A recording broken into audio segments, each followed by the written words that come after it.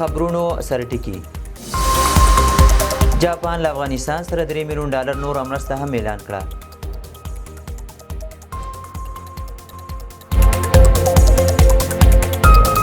متقي ویلي چې ځینې مغرضې کړۍ د افغانستان او تاجکستان د اړیکو خرابېدو هڅه کوي.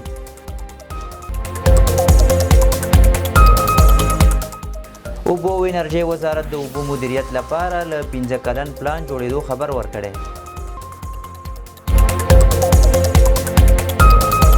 مالیې وزارت د معاشونو د ځنډ په اړه خپرې شوې اوازې ناسمې وبللې. او سوماليلینډ د اسرائیل لخوا په رسمیت وپېژندل شو.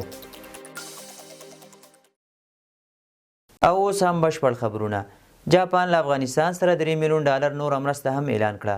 د ملګرو ملتونو پراختیایي پروګرام ویلي چې د جاپان حکومت د افغانستان د زیانګالو قشرونو د ملاتړ لپاره $3 میلیون ځانګړي کړي دي. د خبرپاڼې له مخې دا مالي مرسته به د افغانستان د بشري وضعیت ښه والي او لومړنیو خدمتونو ته د خلکو د لاسرسي د زیاتولو په هدف ولګول شي. په خبرپاڼه کې همداراز راغلي چې د دې مرستې یوه برخه به د هغو کورنیو او کسانو د روحي ټولنیز ملاتړ د برابرولو لپاره وکارول شي چې د طبیعي پیښو له امله زیانمن شوي دي، په ځانګړي ډول د هیواد په لرې پرتو او محرومو سیمو کې. د تېرې لنډۍ میاشتې په وروستیو کې هم جاپان اعلان وکړ چې افغانستان لپاره د بشري مرستو په برخه کې $19.5 میلیون امریکایي تصویب کړي دي. په تېرو 4 کلونو کې یاد هیواد له افغانستان سره $549 میلیون مرسته کړې ده. متقي ویلي چې ځینې مغرضې کړۍ غواړي د افغانستان او تاجکستان ترمنځ اړیکې خرابې کړي.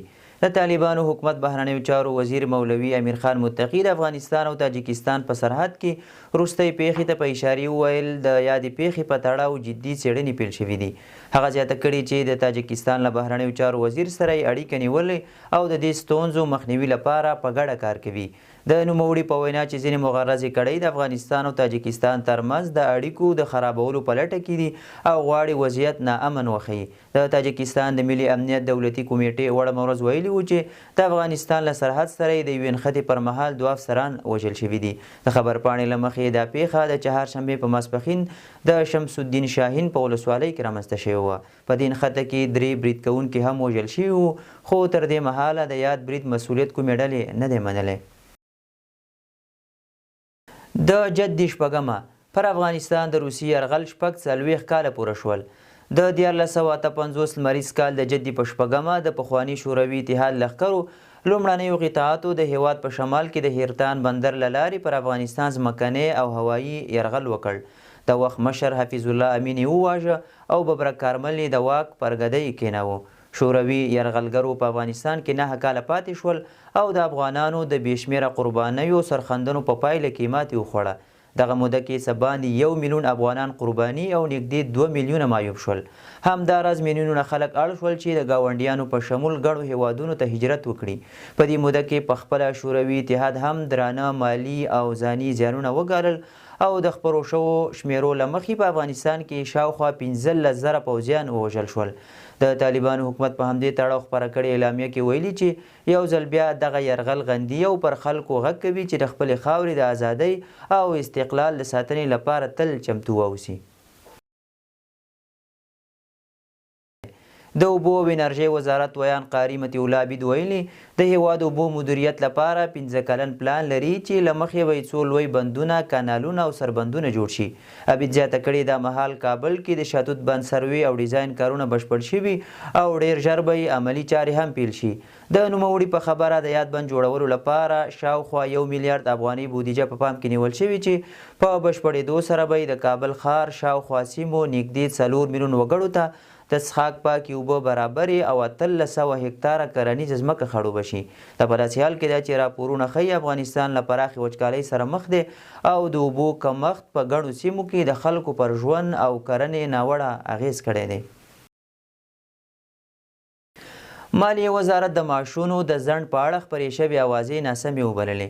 د مالیې وزارت ویان عبدالقیوم نصیر په یو غږیز پیغام کې ویلي چې دغه وزارت له کومې ستونزې پرته په پوره ډول چمتو دی څو د ټولو ادارو د معاشونو د راپورونو له ورسېدو سره سم د دولتي ادارو معاشونه حواله کړي. هغه زیاته کړې د معاشونو د طی مراحل کولو بهیر په عادي ډول دوام لري او د روانې اونۍ په جریان کې د ټولو ادارو د معاشونو د راپورونو له رسېدو سره سم به د راتلونکې اونۍ په پیل کې د ټولو معاشونه حواله شي. ملګري ملتونه وایي چې نږدې 2 میلیونه افغان کډوال لا هم په پاکستان کې ژوند کوي. پاکستاني رسنیو د ملګرو ملتونو د کډوالۍ عالي کمیشنرۍ له قوله راپور ورکړی چې د وروستیو شمیرو له مخې که څه هم په 2015 کال کې تر 1 میلیون زیات افغانان بیرته افغانستان ته ستانه شوي خو لا هم نږدې 2 میلیونه افغان کډوال په پاکستان کې ژوند کوي. د یونیسیر د معلوماتو له مخې یوازې 13 نومبر میاشت کې له 101,000 زیات افغانان خپل هیواد ته ستانه شوي دي. راپورونه زیاتوي چې د پاکستان او افغانستان ترمنځ روانو سیاسي او امنیتي ترنګلتیاو بشري مرستې اغیزمنې کړي او د دواړو هیوادونو ترمنځ تګ راتګ هم تر ډیره محدود شوی دی. بشري بنسټونه خبرداری ورکوي چې د کډوالو جبري ستنېدنه او د سرحدي محدودیتونو دوام کولی شي د ستنېدونکو افغانانو ستونزې لا زیاتې کړي. سومالیلینډ د اسرائیل لخوا په رسمیت وپیژندل شو. د افریقا سومالیلینډ سیمه چې تر دې مهاله هیڅ کوم هیواد په رسمیت نه پیژنده 40 کاله وروسته د اسرائیلو له لوري د یوه دولت په توګه په رسمیت وپیژندل شو. د سومالیلینډ چارواکو ویلي چې هیله مند دي په راتلونکو ورځو کې به د ګڼو نورو هیوادونو له لوري د رسمي دولت په توګه وپیژندل شي.